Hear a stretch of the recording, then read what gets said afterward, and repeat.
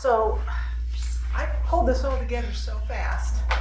I forgot that I didn't need to do it so fast because we don't have a cold body. We have cremains. And so I didn't need to do it so fast. I was thinking I was going to have to do this and then go to Utah or to Idaho where he's going to be buried. And so I should have taken a little more time and given it a little more effort. But there are all these lovely pictures up here of Bob over the years. But let me start with, he was born in 1958, June 7th, in Moscow, Idaho. His parents were Helen M.P. Hendricks and Carl Klein Hendricks. He had one brother and two sisters. And they moved around a lot. His dad was a career military army man. And they did quite a bit of moving around. And he grew up in several different places, including Okinawa, where his youngest sister was born in Okinawa. And then they spent some time in Germany, 3 years in Germany, and did a lot there. And then they came home when he was about 12. And they settled in Alabama. I think it was Alabama. And he went to high school there, junior high and high school. And he said it was the strangest, he had to have a language class. So he took a language class, and all they were teaching was French. So he was, and his teacher was Cajun. So she was teaching Cajun French, and he's trying to speak Cajun French with a German accent, which doesn't really work well. And in high school, he actually graduated junior high and went on to high school. And in high school, he had a chemistry class. He loved chemistry. And when he finally got to college, he had a dual major in chemistry and math. Those were his two loves.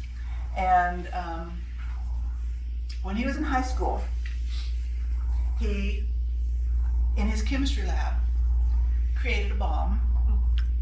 And he took it out to the football field when nobody was there, and he set it off.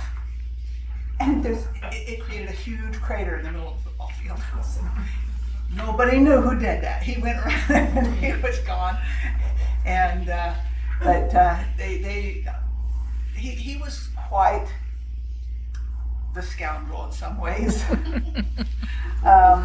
Then they moved to Orem, Utah, and his parents were educators. And he went to high school in Orem. Graduated from Orem High School, and he was raised in the Church of Jesus Christ of Latter-day Saints, and he wanted to serve a mission, an LDS mission, and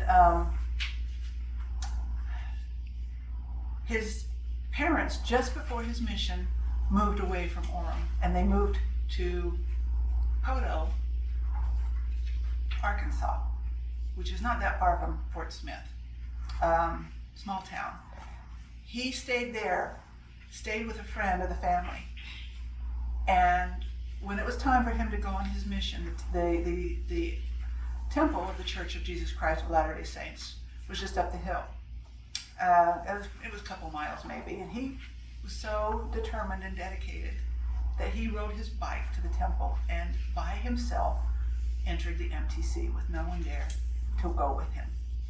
And when I heard that story, that really impressed me. I thought, wow, this is quite the young man.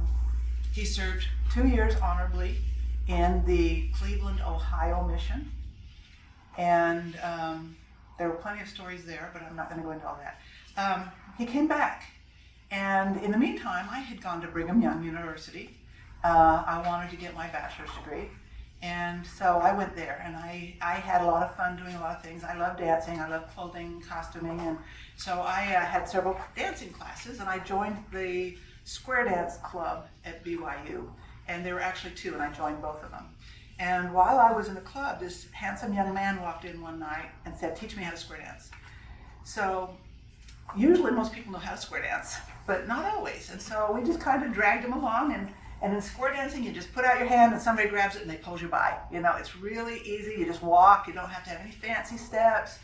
And so we all taught him how to square dance while we were square dancing instead of him bothering to take a class like I did. And so that's where we met.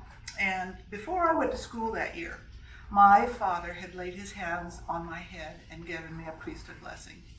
And one of the things he told me in that blessing was, don't worry about the young man you decide to marry, because your family will get along fine with him. And my ears perked up and I'm like, what? Am I going to meet somebody this year? You know? And so I had my eagle eyes everywhere looking. And when he finally joined the club, he singled out another young lady and he started dating her. And you know, I had no idea who my young man was going to be, and I looked at him, okay, he's taken, you know, so off the radar. After a little while, but I kind of liked him, you know, so after a little while, they stopped dating. And I jumped right in, and I said, and I was one of the club officers. So I helped organize things, and we'd go and we'd do fun stuff. And we'd go to movies. We'd go to square dances up in Salt Lake. You know, every weekend they had a dance. Sometimes a club had a dance. Sometimes it was a big event. And we'd go and do that, and we had a lot of fun. There's some pictures here of us in some of our square dance clothing. Where was I going with that? Anyway, I was the officer, and I arranged for the club to go to a movie. It was a showing on campus of War of the Worlds, H.G. Wells' War of the Worlds, the old one from the 50s. When did they make that? 60s? I don't know. But it was the first time I'd ever seen it. It was a classic at the time. And so it just so happened he and I were the only ones that went. That was not by design. It just, nobody else wanted to come, so we just went by ourselves. And it was a great movie and a great experience. And we did things as friends, as a group. We had a group of friends. We'd all, you know, hang out together, as they say these days. We'd hang out together and do stuff together. It was a lot of fun. Come time, we went through fall semester. We went through spring semester. And we were getting a little serious, sort of. And we liked each other, but we never actually had a real date. We just hung out together as friends, and we were friends. And then it was time for me to go home for the summer. And I had a job lined up on campus in the fall when I came back. But I went home to work, and I couldn't find a job. And the minute I left, he started writing me letters. And this is a man who doesn't write. He's not a linguist. He doesn't talk well. He doesn't write well. But he started writing, and he would write me. So he started out like 4 or 5 pages, and he'd send me a letter a week, and then they got longer and longer and longer. And later his mother told me, I knew he was serious because he was writing to you, you know. And I said, oh, okay.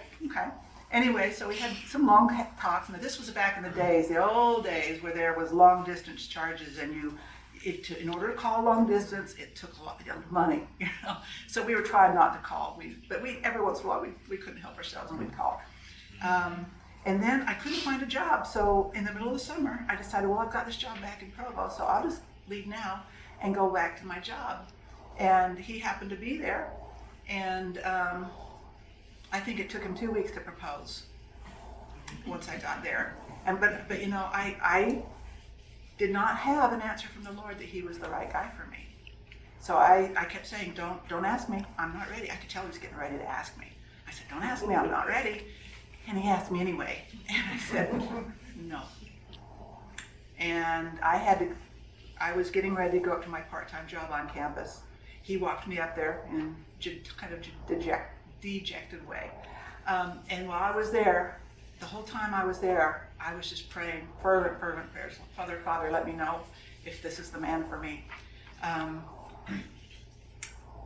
I had a beautiful, sweet feeling come over me. And it said, Christine, this is the man. And I said, but I don't love him.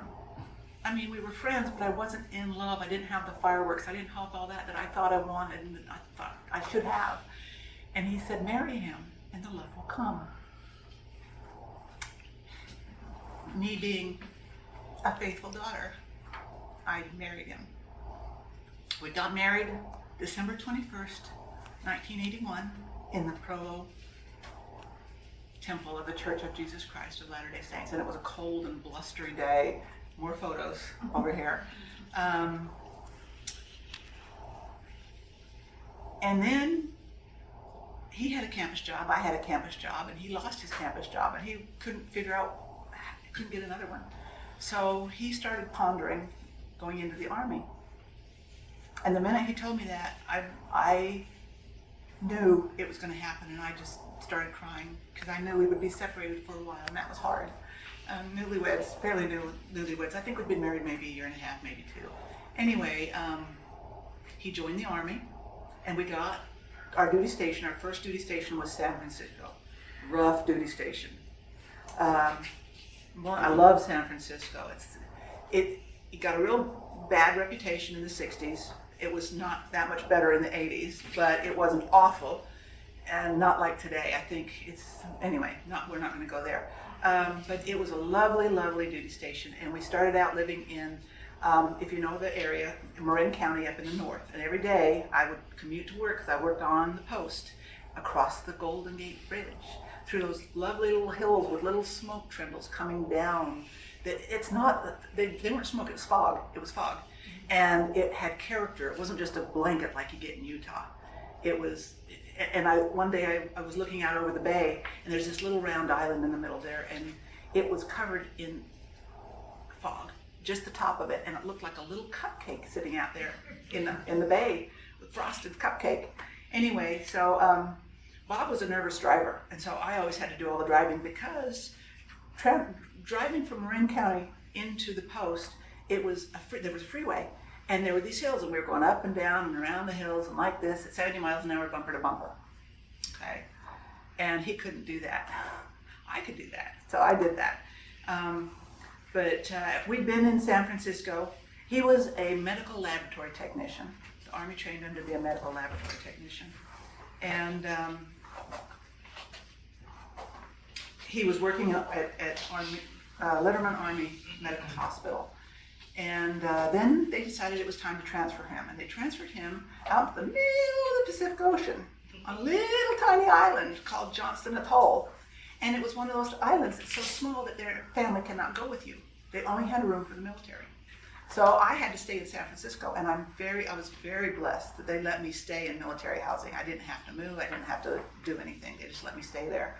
And he was gone for a year, hardest year of my life. And then he came back, and they put us back into Utah, back to our home state. And he joined the National Guard, the Army National Guard. And let me tell you, the Army National Guard, you have to do 1 week in a month, work 1 week in a month for the Army, for the Guard, and then you have 2 weeks in the summer. When he was gone for those 2 weeks, that was nothing. It didn't bother me one little bit, because I'd already had a whole year without him, and 2 weeks was nothing. So anyway, he joined the National Guard. Now,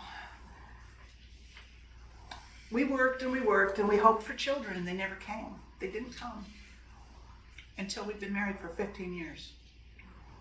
And then we got one, then we got another, and he really wanted children. Mother's Day and Father's Day were really hard for us, and he really wanted children, and it was so, and I did too, of course, but I knew that people that can't have children often become bitter, and I did not want to become bitter, so I prayed really, really, really, really hard, asking the Lord not to let me become bitter, and he blessed me to the point that I started wondering if I really wanted children as badly as I always thought I did.